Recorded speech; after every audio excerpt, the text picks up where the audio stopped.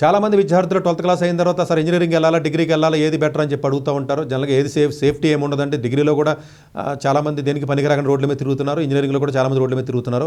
ఈ డిగ్రీ బెటరా, ఇంజనీరింగ్ బెటరా, లేకపోతే ఇంకోటి బెటరా అన్న దానికంటే కూడా మీరు ఎలాంటి స్కిల్స్ నేర్చుకుంటున్నారు, ఎక్కడ చదువుతున్నారు, ఎలాంటి ఫ్యాకల్టీ మధ్యలో ఉన్నారు, ఎలాంటి ఇంటర్న్షిప్స్ వచ్చే అవకాశాలు ఉన్నాయి, ఎలాంటి రీసెర్చ్ జరుగుతుంది, ఎలాంటి ల్యాబ్ల మధ్యలో ఉన్నారు, మీరు చదివే కోర్సుకు ఉన్న డిమాండ్ ఏంటి, దానికి ఉన్న సప్లై ఏంటి.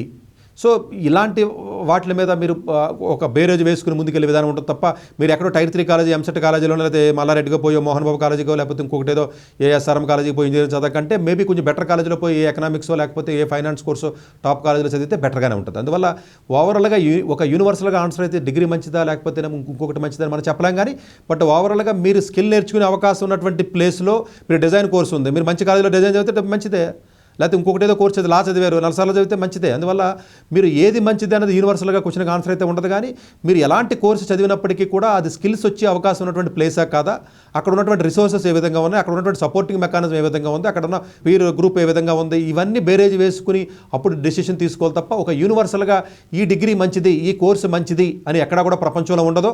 పలానా కాలేజీ మంచిది అని ఉంటుంది ప్రపంచంలో, పలానా దానికి సప్లై ఎక్కువ ఉందని ఉంటుంది, పలానా దానికి డిమాండ్ ఎక్కువ ఉందని ఉంటుంది. డిమాండ్ అనేది కూడా జనరల్గా ఎక్కువగా టెక్ రిలేటెడ్ దానికి ఎక్కువగా డిమాండ్స్ ఫ్యూచర్లో పెరిగే అవకాశాలు చాలా ఎక్కువగా ఉన్నాయి. మిగతా వాటికి డిమాండ్ ఉంటుంది, ప్రొఫెషనల్ కోర్సెస్కి లా కానీ, మెడిసిన్ కానీ, ఇలాంటి వాటికి డిజైన్ వాటికి ఉంటుంది, ఆర్కిటెక్చర్కి ఉంటుంది, లేకుండా అయితే ఉంటుంది. కానీ బట్ ఓవరాల్గా హ్యుమానిటీస్కి, ఆర్ట్స్కి జనరల్గా డిమాండ్ బాగా తగ్గిపోతుంది. ఫ్యూచర్లో పూర్తిగా డిమాండ్ తగ్గే అవకాశం ఉంటుంది.